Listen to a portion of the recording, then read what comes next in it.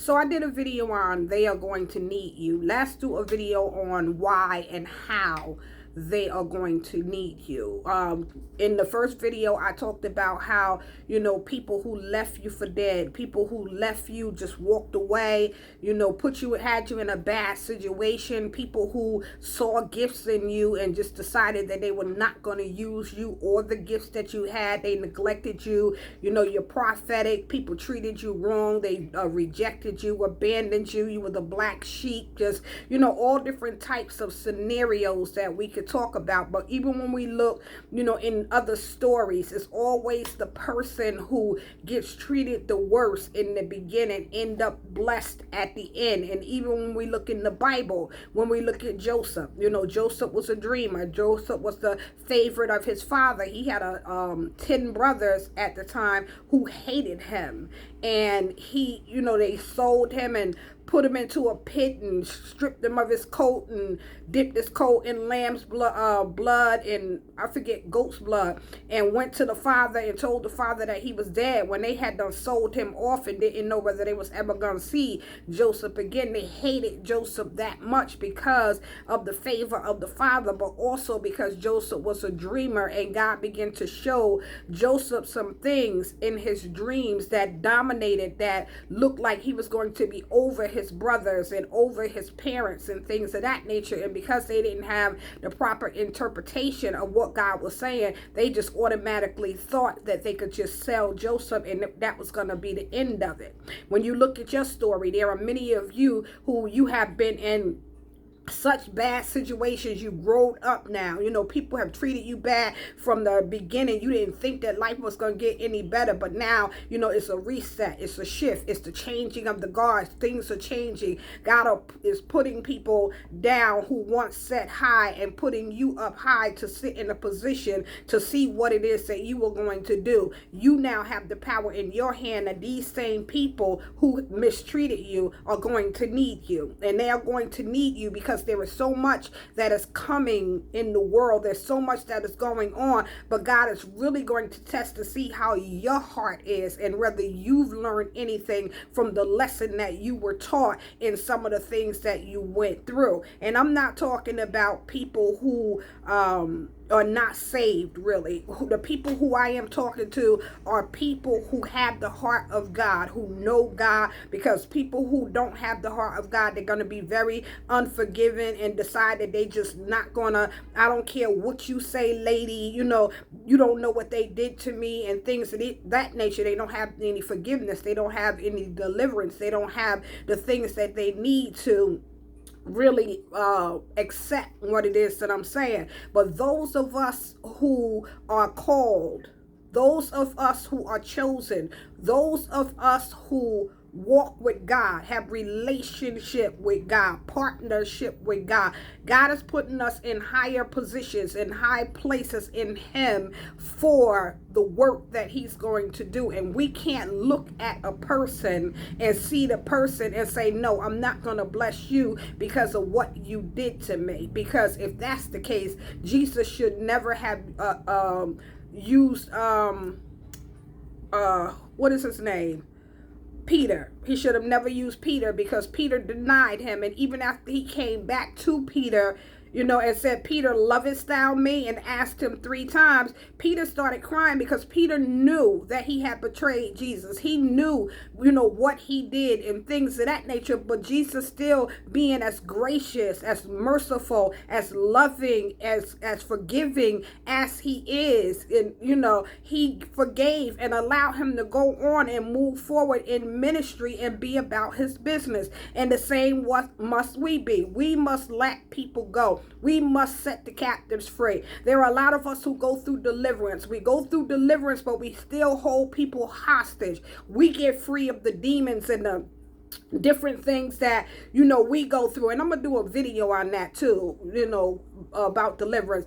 But we get free from the things that we have gone through, and the spirits that we picked up, and the unforgiveness and the rejection and the abandonment and the mother wounds and the father wounds, and all of these different things that we get delivered from. But then we still hold people hostage to their payment, to their debt. The parable in the Bible of how one man was forgiven forgiven his debt, and then he goes to the person who owed him and say to him, give me my money, and threw him into prison because he couldn't give him his money when somebody else showed him mercy. We must be merciful as well. We must be forgiving as well. We must look at the position and see that God put me here in this position, not so that I can get revenge, but so that I could show forth the mercy and the love and the graciousness and the kindness of God, and look at where God brought me from to where I am, not because of who I am or any great thing that I've done, but because of who He is,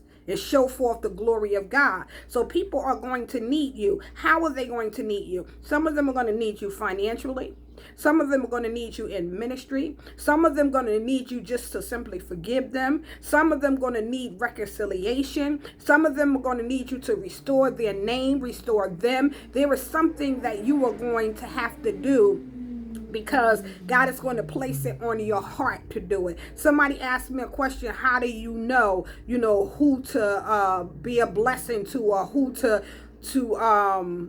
show this mercy and this kindness to? But God is always going to lead you. God is always going to tell you. It's going to be the very person who did the most damage, who hurt you the most, who walked away from you and your kids, who that young girl that he left you for, find somebody better than him, or can be a better sugar daddy than him. And now he comes home and want mercy and want to be able to see the kids and needs you to put him in a position to help him up. You own your own business now. God put you in position where you high up, and now you may have to even hire him, or you may have to open a door, or you may have to remarry him, because it is something that God has put in you to do, to put him in a better position than he is in. And the same way with female, It could be where a woman walked away from you, or, she did something to hurt you whenever you were younger, not really seeing your value or seeing the type of man, the quality of man that you were. And then she went running behind some knucklehead thug who ain't have nothing.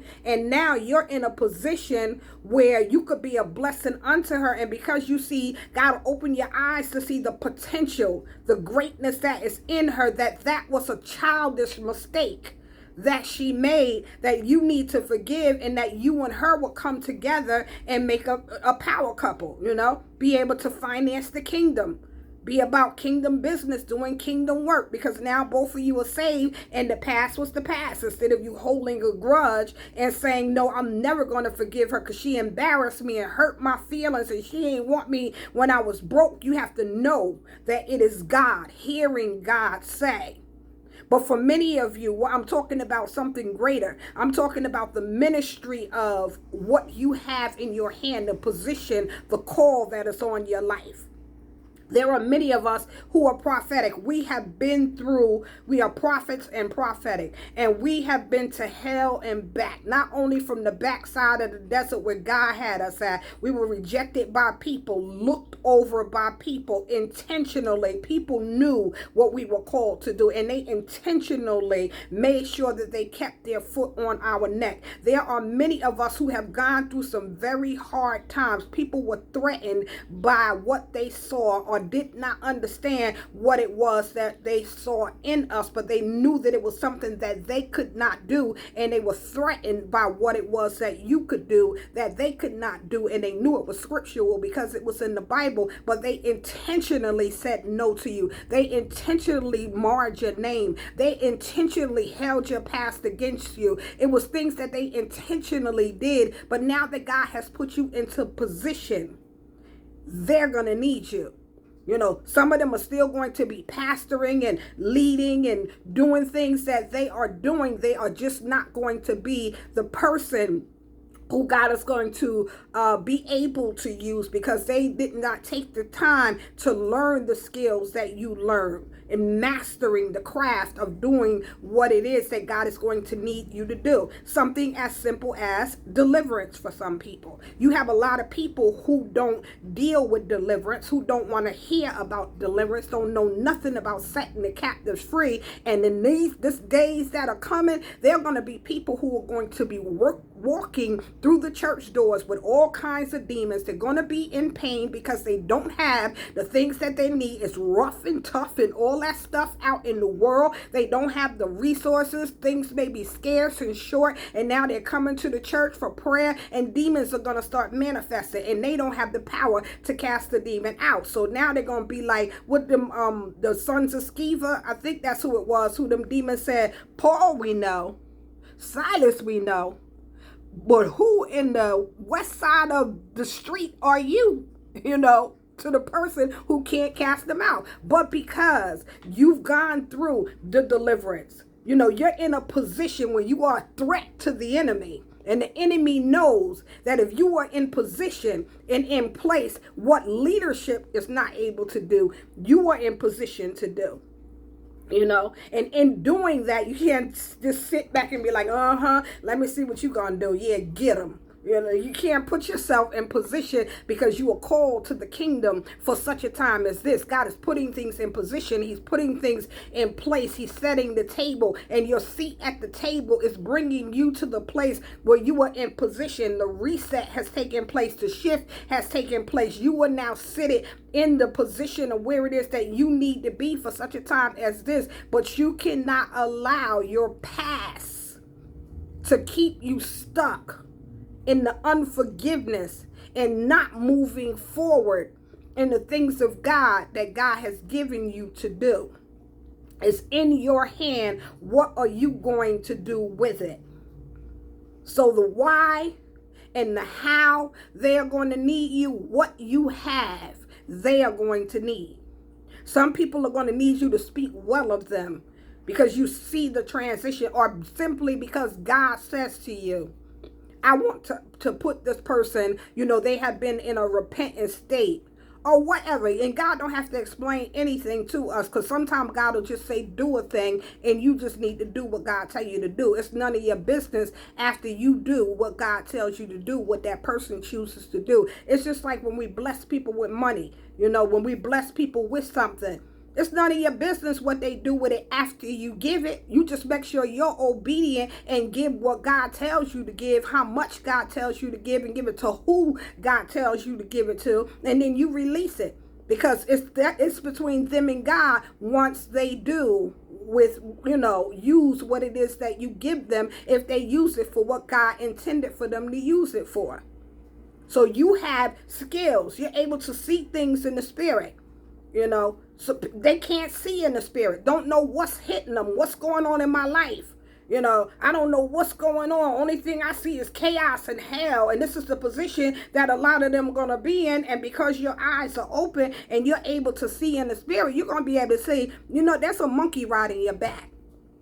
And you need to get that off of you. Whatever that curse is, you need to come out of agreement with it. Let me run you through the steps. Let me show you what, you know, you need to renounce and denounce, and what doors you need to close, and what access points need to be closed, and what altars need to be tore down. Let me, you know, help you to get the freedom that you need. There's a python wrapped around you.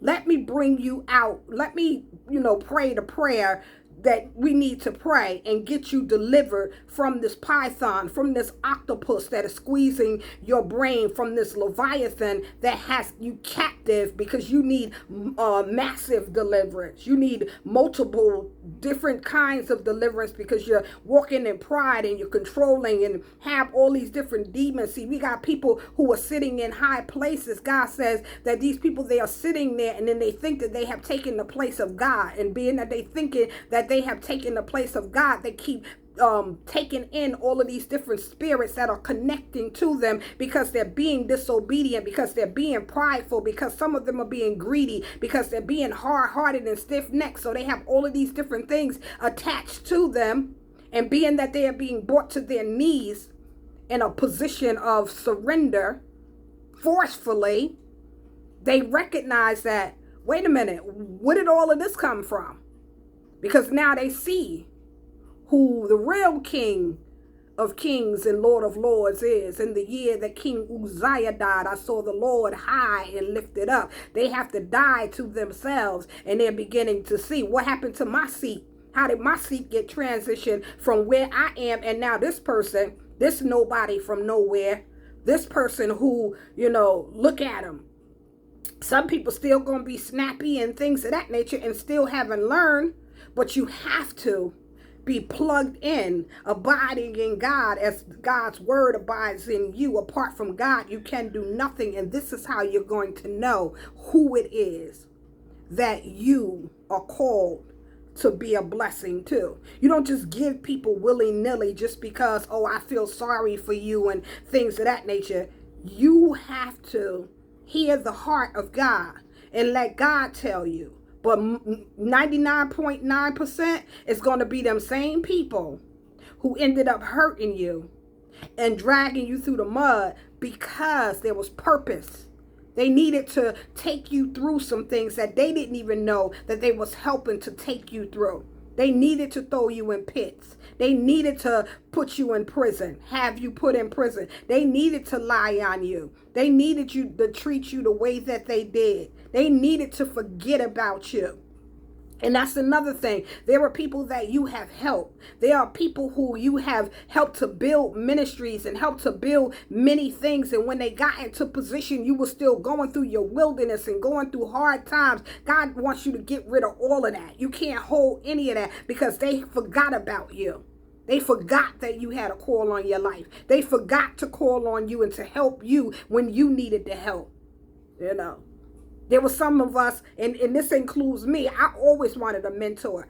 Never had a mentor. When I did get a mentor, it wasn't a spiritual mentor to help me what I was seeing and what I knew and the cultivating to help me to get into, the prophetic position, the office of a prophet, to help to train me to get to where God was calling me to be. The mentor that I have, she's a mentor as far as education, as far as schooling and things of that nature. She's in my life, for personal reasons, but it has nothing to do with ministry. The only mentor that I have had has been the Holy Spirit. Let me calm down because I'm stumbling over my words, but I say all of that to say, they are going to need you. And when they need you, make sure you pass the test. But make sure you are hearing from God. And God is leading you on who it is that He wants you to be a blessing to. Because they are definitely going to need you. Whether they want to need you or not, they're going to need you.